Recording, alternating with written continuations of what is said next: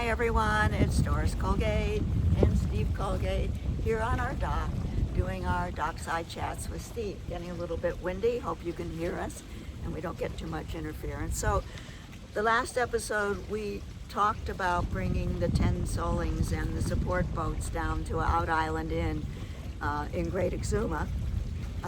And so we are there, and it's a really neat place. It's a great harbor for having a racing program.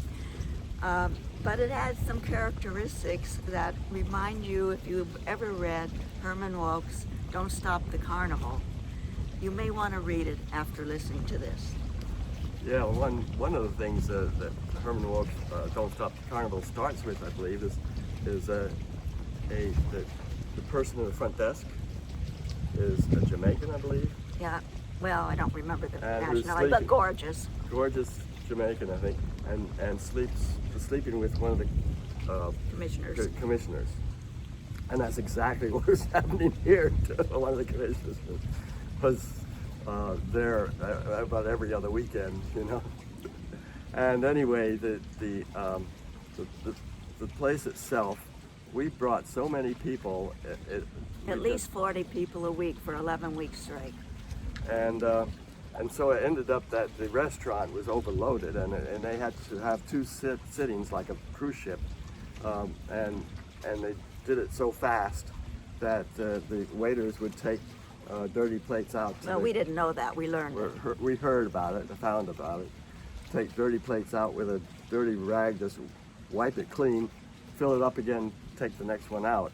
Of course, we had a lot of diarrhea, and we had one time they had an outside buffet with mayonnaise and it was shrimp and mayonnaise, and it was on the beach, and it was just wonderful. And we were out there. There was a guy who had a concession with sunfish, and the sunfish were available to us. Yeah. But oh boy, did everybody get sick. But anyway, everybody loved the place regardless. So once a month they would go in and exterminate, because you know there are palmetto bugs. They're roaches. They're large flying roaches. But that's the islands, and so they did this one day, and then the next evening we're all having dinner, and we hear this shriek from a woman at another table, and there was one lying in her plate with the feet going like crazy, passing away. But so that's just one little part of it. But then we taxed the resort so much that things started to break down.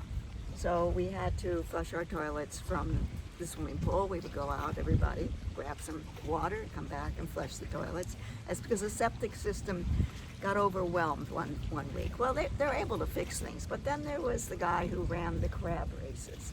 Prince. He was the tennis pro. Yeah. Tell him about them. Well, Prince had a horse that he hobbled.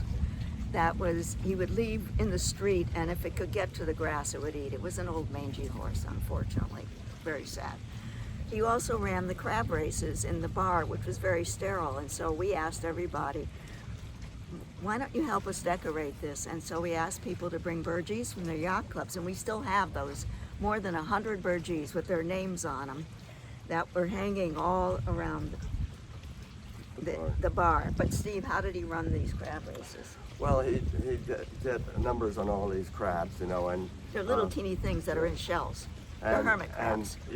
And then everybody would have to pay a certain amount to get in the game. And he put all that wads of stuff in his red starboard pocket, I like to call it, in his starboard pocket.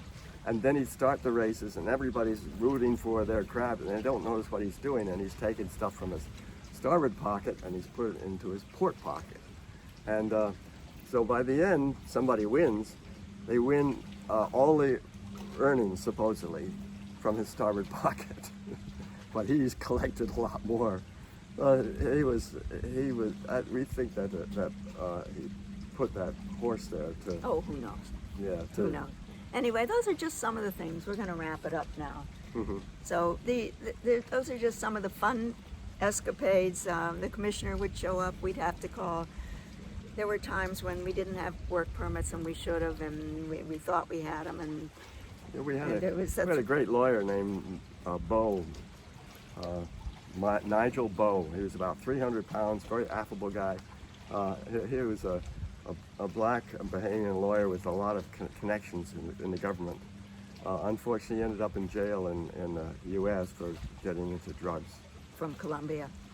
But he got Steve out of trouble when one of these officious-looking guys came over and said, "I'm going to put you in jail because you don't have A permit. a permit." But oh well, that was just part of our times in the Bahamas. So we'll tell you about more of our escapades later on. Thanks for listening. Bye.